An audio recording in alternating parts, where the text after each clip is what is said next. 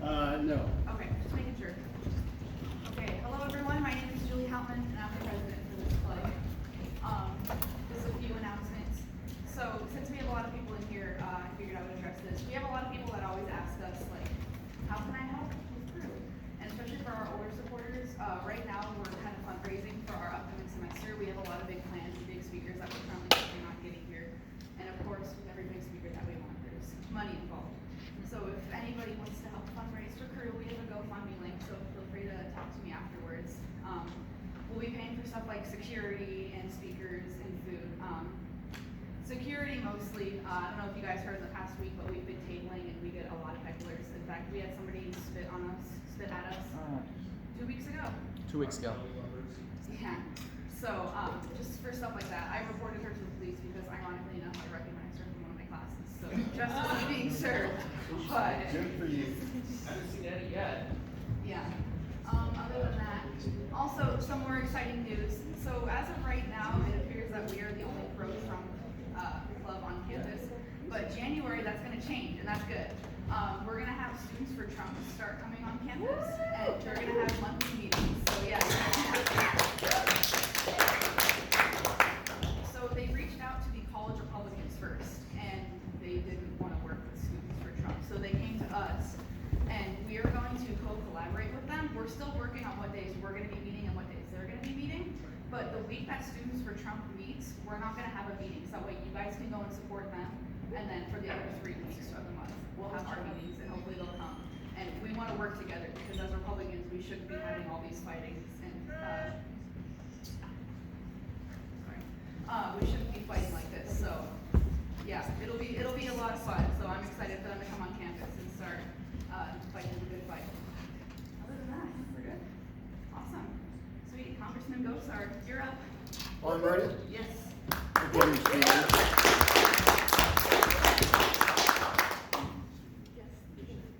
Well, we can make this in.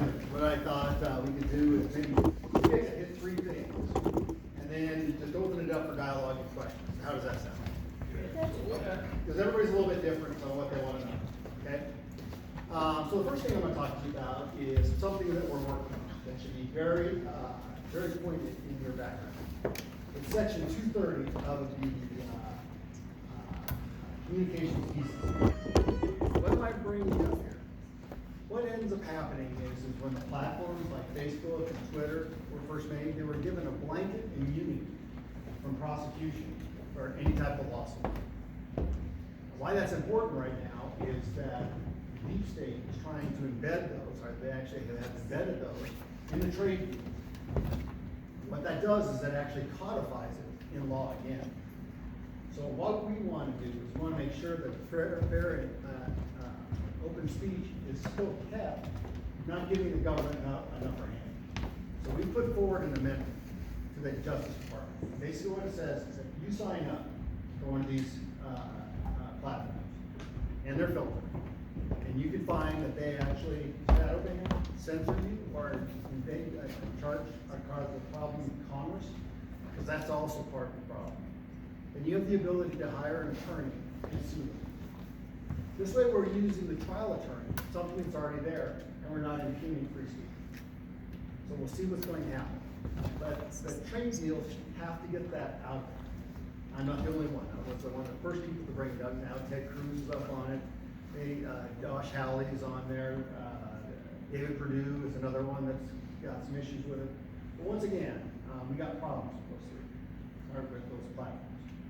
And it's embedded in all. Number 2, along those same platforms, both sides, both Republicans and Democrats, have a problem with the way they run their business. So you're going to be seeing possibly a lot of antitrust applications to the platforms. Not just a horizontal breaking up of them, but also a vertical breaking up of them. So it's going to be an interesting issue here. Why that's very important and why do I bring that up is in 2016, platforms delivered 2.4 million votes to Hillary Clinton. They're on record to deliver 15.5 million votes to whoever runs against Trump. That in itself is pretty daunting.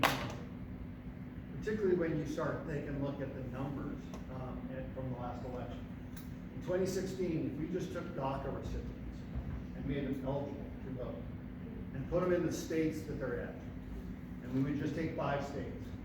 5 states would be Arizona, Texas, Georgia, Florida, and North Carolina. Allow them to vote. Most of the time it's 90-10. But even at 80-20, you have President Clinton. That's how close those numbers are. So it gives you kind of a roundabout idea of what 15.5 million votes that can do. And you shouldn't have. Number 2, you're seeing this big issue now coming about, and the first part of it is called FISA, violation of FISA. We're expecting the Inspector General's report anytime now.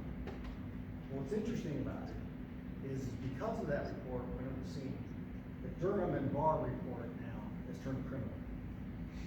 That should give you exactly an idea of what transpired here. Now, going back to when I was first elected in 2011, this was one of the first votes I cast for the reauthorization of the FISA court. I actually voted no. My conversation at the time was there's not adequate checks and balances, and this something like this would happen. So once again, we see the same problem. So now, let's kind of do a little in-depth about FISA, Foreign Intelligence Surveillance Act. It's very important. Foreign Intelligence Surveillance Act. I'm going to say it 3 times. Foreign Intelligence Surveillance Act. There's a reason. It's to spy on foreigners. And in fact, if you're an American citizen and you're caught in this, you have to be minimized and kicked out. So this is why this attack is so premeditated. They knew that. So what did they do?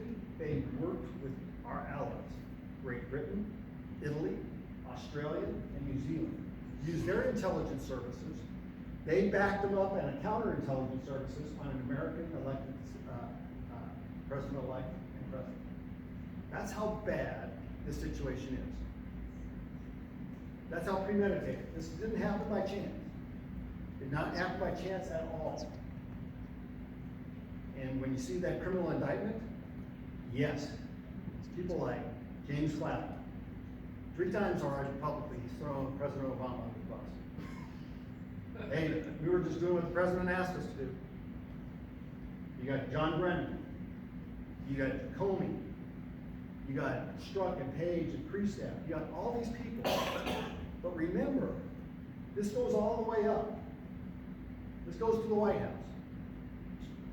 People say, oh, that can't happen. Really? So tell me why that every Syrian missile attack that was launched had to come to the White House. The White House actually had to, at that time, say, yes, you can shoot it at that place and time. That's how micromanaged the previous administration worked everything out the White House. So this will be really interesting. And the fact now that Barr and Durham have already been to Italy, they're going to England, they're going to be going to Australia and New Zealand. Isn't that interesting? Now, I predicted what you would see from the Democrats. I said about the time something like this happens, Democrats are going to go into their impeachment inquiry. And that's what they're doing. They want to muddy the water because there's a lot of stuff that's happening. So this is going to be very interesting to see what happens. Now, last but not least, what kind of implication does that have on what we're going to do for work? Zip up. Zip up. We're not even going to be doing a budget. It'll be a continuing resolution. They've already done it once, and it ends on November 22nd. That we won't get rectification, and so what'll end up happening, they'll kick it to probably the first or second week in December. Then what they'll do is they'll kick it right to the Christmas Eve, trying to get us to back something very bad. It won't happen. It'll be kicked into March of next year and possibly then go to the rest of the quarter. So that's what you're gonna get from a budget, okay?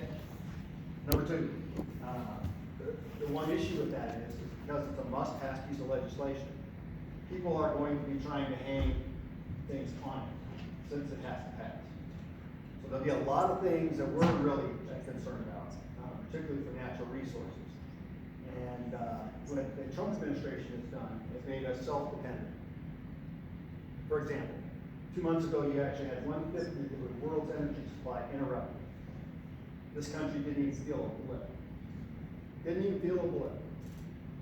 That's the benefit of being self-reliant on your own energy. So this is going to be very interesting as to what comes about. But there is also some opportunities. Some of those opportunities actually are with healthcare, but in a reverse manner. What we've done is we've asked the Senate to take a lead.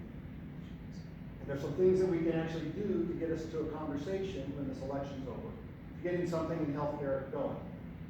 The first thing is you got to break everybody down to the lowest common denominator, putting patients focused, patient-centered, patient-friendly.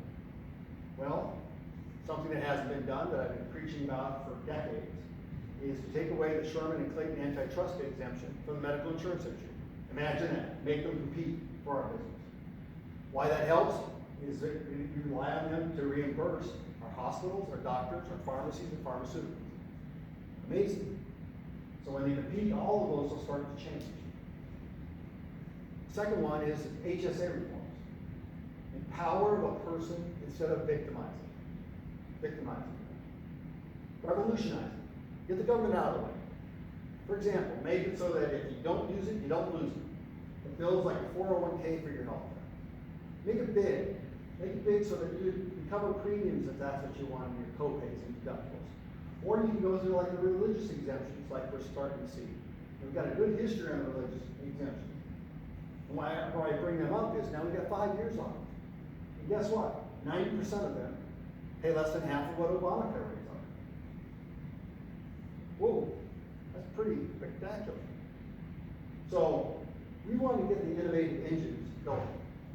And why that's so important is what the Democrats are selling is Medicare for all. Or they're selling the ACA with a public option, which is the same.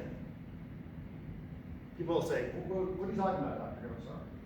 Well, if you're given a public option on an Obamacare rate, on an Obamacare plan, everybody's going to take the public option. So what ends up happening, you undermine the whole insurance industry. And by the way, they don't like insurance. It's the last time I looked. All of a sudden, you have a one-payer plan. You have Medicare for all. Selling Medicare for all is a broken system. In my district, there's lots of rural people. I asked them, who's on Medicare? Everybody raises their hand. I said, how many people are having trouble seeing a doctor? They all raise their hand. I said, so what's the benefit if you can't see anybody? Those two things, if they come from the Senate, would pass in the House. And I'll tell you why. Imagine this political ad. Nancy Pelosi voted to keep the medical insurance industry intact. California residents paid 80% more this year than last year. Nancy Pelosi's more embedded with the medical insurance industry instead of their constituents. Bingo, that's made in heaven. That's an ad made in heaven. No one is going to play that game. How do I know? Last year, in 2018, that ad was used against the guy running against John Tester. Matt Rosendale in the back pocket of the medical insurance industry. Montana families saw a 58% increase over last year. Matt Rosendale's more apt to help out the medical insurance industry than you. John Tester is the person for Montana families. Bingo. You do those two things, and the market starts changing on its own before your own eyes. They're going to help start pushing things, like association health plans. Why can't plumbers all get together and have a plan? No reason. How about realtors? All these things help give new ideas to the industry. And we've got doctors. Now we've got doctors that are actually offering plans as private physicians, saying, okay, if you're an adult, $50 a month, unlimited visits. If you have a child, $10 a month, unlimited visits. And guess what? They're finding out they're making money. It's also morphing to the point where they're actually getting specialists that are actually getting involved. It's pretty wild what could actually happen when you turn everything upside down. But the problem is there's no incentives right now for the insurance industry to do anything. That's the first lead. So those are the three things that I'd like to touch base on, and I'm open for any of the other questions. But once again, it's how you strategize to get something done. Now in healthcare, I've been an equal opportunity bachelor. I didn't like what I had before. I don't like the ACA. I want something else. I've also been around the world, and I've actually seen some of the single payer plans. I was in Slovenia earlier this year.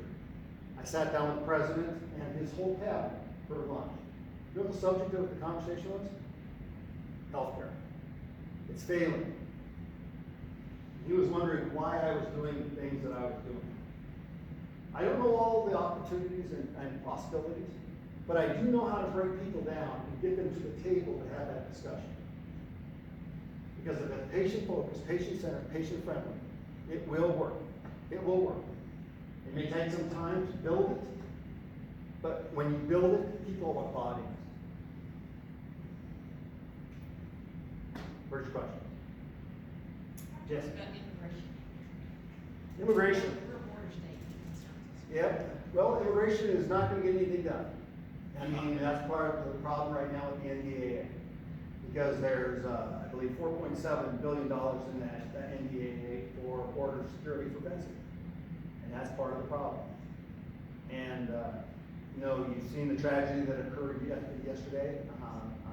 It's sad. And in fact, I was watching Tucker Carlson before I came here, and his whole first part was talking about, you know, what everybody's worried about what's happening on Syria's border. A piece of sand that has been fought over for thousands of years. And wouldn't it be mindful of people to look at our southern border? It'd be perfect to have that done, but we're not going to get anything done that way. I hate to say that. So, yes. What about so I was at an event at my school at Chandler Gilbert with Senator McSally and Stanton and Biggs, and Stanton was preaching about this Dream and Promise Act, and I looked it up, and I'm like, it's like Dream Act on steroids. Do you think that's gonna get them a scope in the Senate? No. That feels scary. No, but I'll tell you about some of the things that we found. So there's a program called OPT. And what this program does is it incentivizes big industry, particularly the tech industry, to hire foreign laborers versus their counterparts in the United States. In fact, those industries are given a 15.5% discount to hire a foreign worker. Anybody kind of guess what 15.5% represents? Illegal immigrants. No, it's your withholding and FICA. So isn't that interesting? That these individuals will be eligible to get Social Security and Medicare, but they're not putting adequate funds into the system. Guess what? My staff has researched it. We can't find where there's congressional authorization. We can't find a bill that actually authorizes it, which would make it in violation of what they call the Anti-Deficiency Act. Anti-Deficiency Act happened after the Civil War. What ended up happening is the defense groups were entering into contracts and then just turning it over to Congress to pay. And so the law was passed almost unanimously. It requires an authorization in specific form from Congress and a designation in specific form for dollars to be used in it. That's one of the reasons why DACA is not legal. That's why DAPA is not legal. Neither one had been passed by acts of Congress. In fact, DACA was defeated twice in the House. So there is no jurisdiction for DACA and DAPA. When it goes to the Supreme Court, I will bet you money, he's happy to lay down money. Anybody wants to lay it down right now, that's what will end up happening. I don't trust Roberts though. He's a Bush guy. He's got some issues with this one. This one is the constitutional merits. He got appointed because he was loyal to the Bushes. He was Jeb's attorney during the recount, and in return, he got a Supreme Court nomination to replace Senator David Potter. Well, we'll see. We'll see. I don't trust The Constitution's pretty clear on Article 1, Section 8 on It's like Harry's diary. I don't trust that. Yeah. So, I mean, Article 1, Section 8 is pretty clear about war, too. You know, the president can engage at first in emergency circumstance, but after 90 days, he's got to get an AU from Congress. It's true. Yeah. Anything else? Go ahead. The Safe Banking Act, I know it's out there, it's proposed legislation, we're gonna be, I think Arizona's going to be decriminalization of recreational marijuana. This thing seems to be what I call a Band-Aid, since it's a cash-only business, because it's right now FDA illegal drug. What do you see? I think, I've heard that McSally and Cinema are for this. Do they understand what's going on? I can't speak for the senators. I don't have a lot of interaction with those two. Yeah.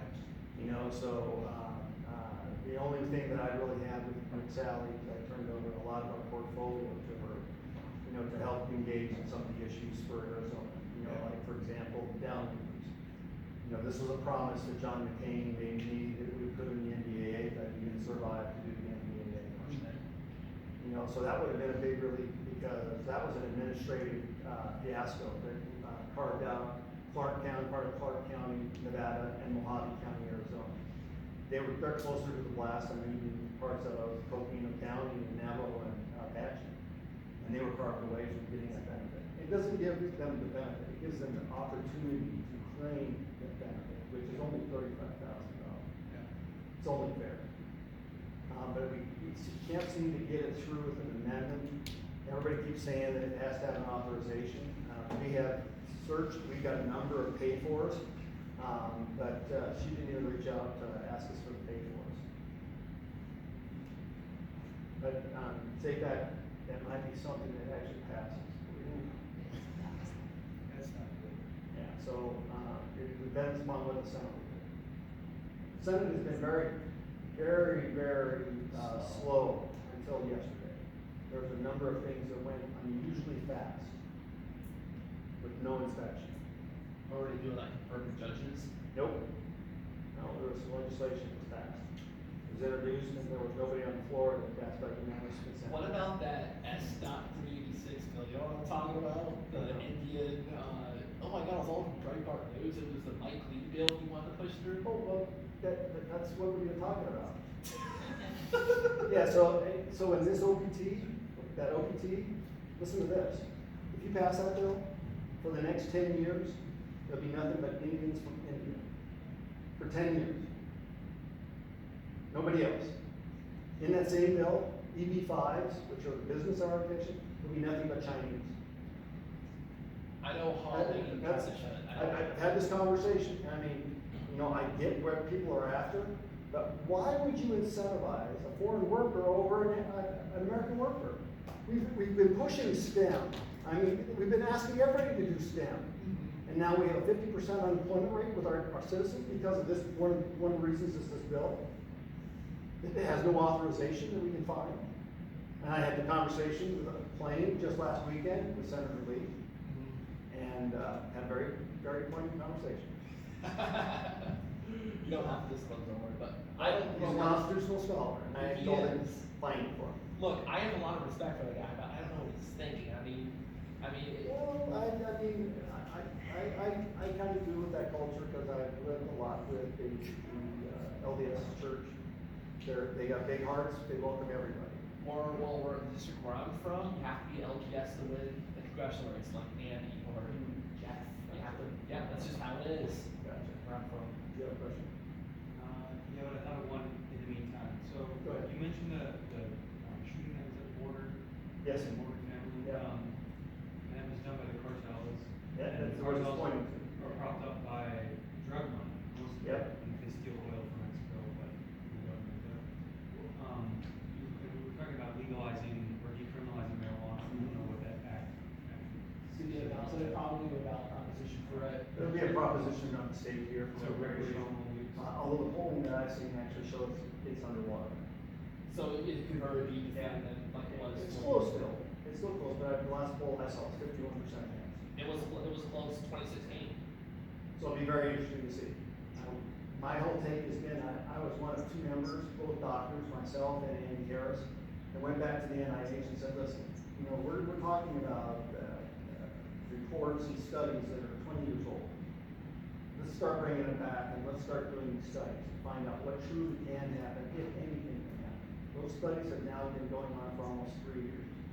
To date, the update, to date, nothing, except for juvenile epilepsy, where normal drugs do not show the good help Cannabis can actually help, with that epilepsy, to this day, still. It is still contraindicated for anything with PTSD.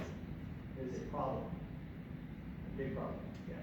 Yeah, guys, what we're really worried about with a ballot initiative for high potency recreational marijuana, is there's not gonna be any limits on potency, Yeah. no limits on home grows. There's a lot wrong with the initiative.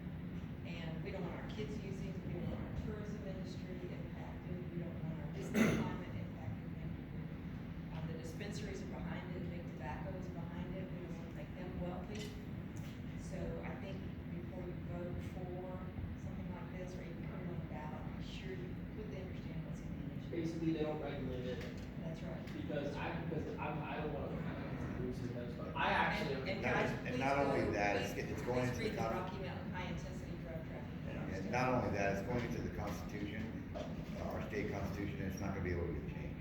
I mean, actually, for me, for myself, I'm actually personally in favor of recreational marijuana, but then if it's not, like she said, it's not regulated, that's not good. If that's actually, that she's saying what's true and it's undone, I will definitely not be voting for this proposition. The question is enforcement. Once you have home grows, there is no way to enforce it. The black market runs wild, and that's what's going on in Colorado. Gotta and study You can thank that Polis idiot for that. Yep. Study Polis, Colorado. you're exactly right. Polis is the guy who turned the whole state blue. He was a billionaire. I watched a documentary where Yeah, him and Hickenlooper didn't help. Yes. Hickenlooper's a chump. Congressman, Yeah. kind of got a strategy question for you. Okay. You know, we have 5 Democrat congressmen. Yep. In our state now. Mhm. What would you suggest to the college Republicans here and us older Republicans on how we can flip those seats back? Well, I will tell you, we're getting a real gift from the Democrats in the House right now. One of them's the woman he ran You know, against. all of them voted for the impeachment inquiry. And what have they done? They've done nothing. They have no deliverables. You know, the economy is purring. People have opportunities with jobs. We have more jobs than there are people actually looking for work. Wages have now grown higher than any other point in U.S. history. Unemployment is the lowest we've seen in any minority, women, you name it. In history. In history. So what I would say is I'd get behind that candidate. And I would be making the point, are you better off today than you were in 2016? Yep, by all accounts. Now you can take Donald Trump, you may hate his rhetoric, but I always say talk is cheap, actions speak. There is nobody who has delivered more in a 3-year period than this man, including obstacles. We have been an obstacle. Congress has been an obstacle. I'll give you an example on immigration they were just asking. Congress actually made it harder for him. We have now become the largest trafficker of human beings in the world. U.S. government has. Oh, my. So what ends up happening? No one is living Paul right. Oh, This wasn't Paul right. So what ends up happening now, if you come over the border with a minor, even if I know you are a criminal, I cannot intercede on you until we facilitate that child, or that minor. And now, in the preliminary little test they did with genetics, over 30% of those coming across have no genetic bond to the child that they're I read that. and I was trafficking. like, It's scary. Yeah. It's scary. They're being sex trafficked. They're sex trafficking. This is. Congressman, I think to his point, there's 2 other things you can tell him about that we're working on. Redistricting, goes right to what you're talking Yeah. about, and the Democrat effort to continue to stuff conservative votes in Arizona into these giant conservative Yeah. districts. We're in one of them, we get the benefit of it. Well, I mean, the point I was making is, you know, we're doing everything we can on a state level. You know, trying to put the LDs and, Right. and trying to keep the LDs red. Yeah. And things like that, but we're, you know, trying to get Gallegos and Grijalva out is almost impossible. It's not impossible, but it's almost impossible. Kirkpatrick's vulnerable. Yep. You know, she's probably the most moderate out of all of them. Yeah. You know, but it's trying to find a good Republican candidate that's a good viable Republican candidate Yeah. in those districts that's willing to put themselves out there and then getting a good base of support in those districts.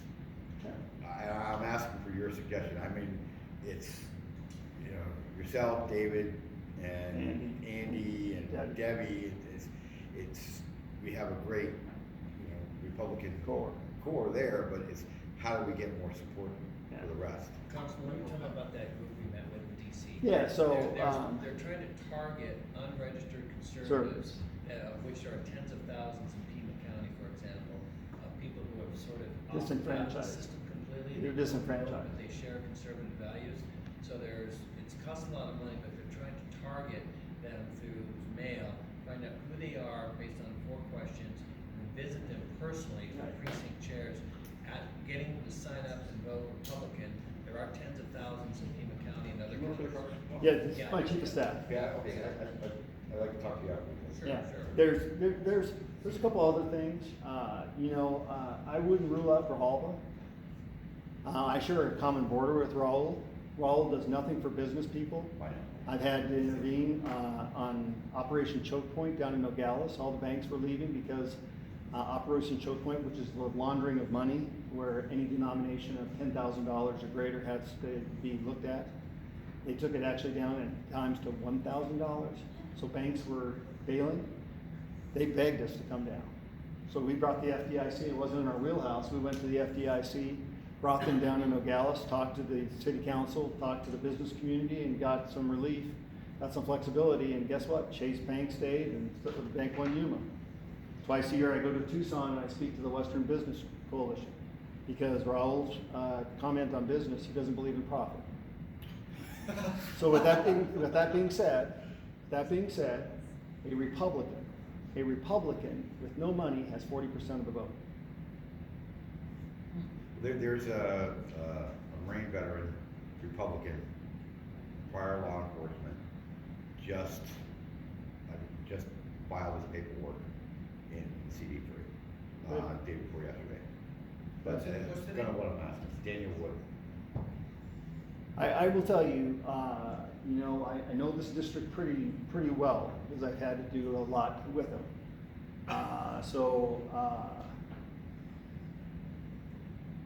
I do very, very well in that district. Let's just put it that way. In Rawls district? Well, where we cross paths. Yeah. How does So to just give you the example, I probably had the highest crossover of Democrats that voted for me last election than anybody in the state. Oh, nice. Yes. So you would know this better than anyone else, but there's a perception from the outside at least, that we have a lot of Republicans even, who were very critical of Trump, even anti-Trump, at least in 2016. Yep. Who have been quiet recently. Do you know if their sentiments have honestly changed, or do we still have a lot of different Trumpers that just won't come out because they want to get reelected?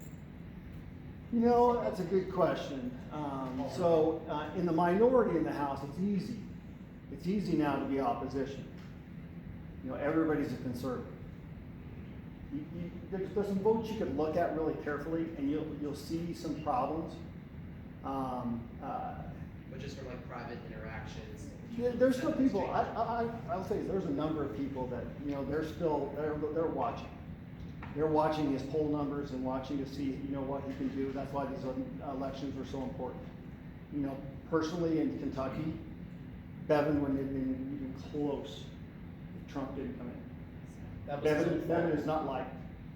He's a smart guy, but he's got an arrogance to him, and he ticked people off. They liked that he did something, but the way that he did it, they did not like it. So that's like in Tucson where the proposition failed Yep. overwhelmingly. Thank But then God. the mayor won, or the Democrat from Yeah. mayor won, was also just in support of the same issues that they just voted against. Yeah.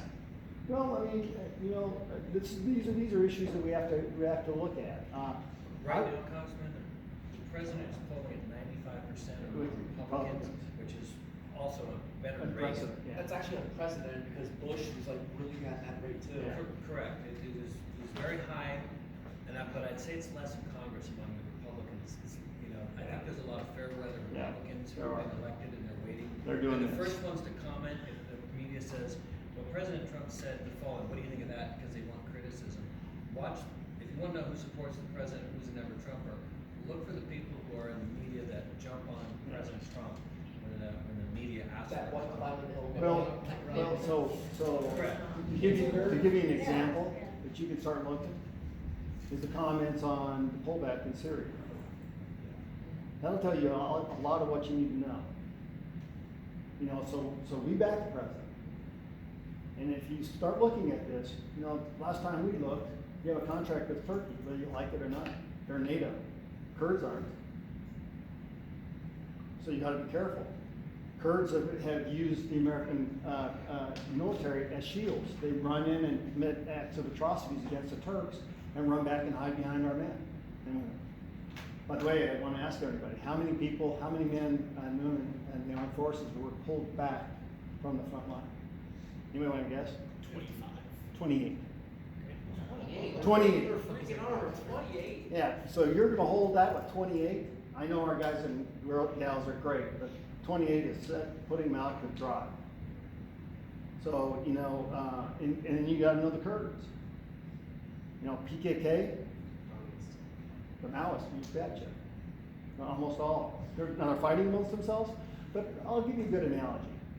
In World War II, one of our allies was the Soviet Union. Did we help them after the Axis powers broke up? No. Not at all. You know, so did the Kurds have a common enemy in ISIS?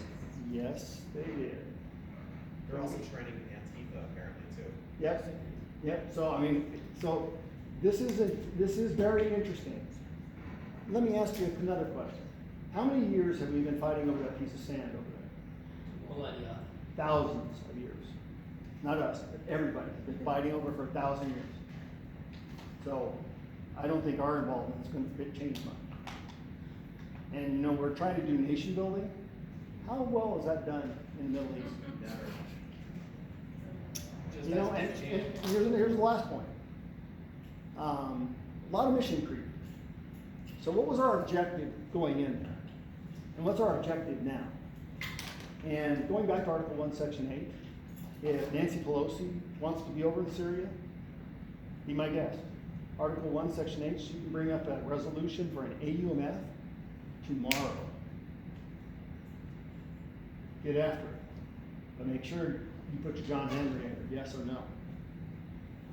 Even more directly, the PKK accepts mercenaries. If you want to sign up Yeah. online, you can, Yeah. and they'll train you, Yeah. and you can go die for the Kurds if you want. Like, Yeah. we don't need to send American Yeah. soldiers. If you feel It's crazy. strongly about dying for the Kurdish cause, you can go to Istanbul tomorrow and meet them. So I'm not gonna answer your question, but I'm gonna give you some things to look at. Okay, so when Donald Trump was elected, did you know that there were 9 openings on the 9th Circuit Court? Did you? No. There were. What court has caused the most problems on immigration and any other thing, environmental and everything else? 9th Circuit. Why wouldn't the Senate barrage putting 9 of those conservative judges, who just got the last one up for it? Do that right off the bat, and then have the conversation to break up the 9th into the 12th and the 9th. It's got 3 times the backload of any other court that's been divided in U.S. history. Sounds to me like working smarter, not harder.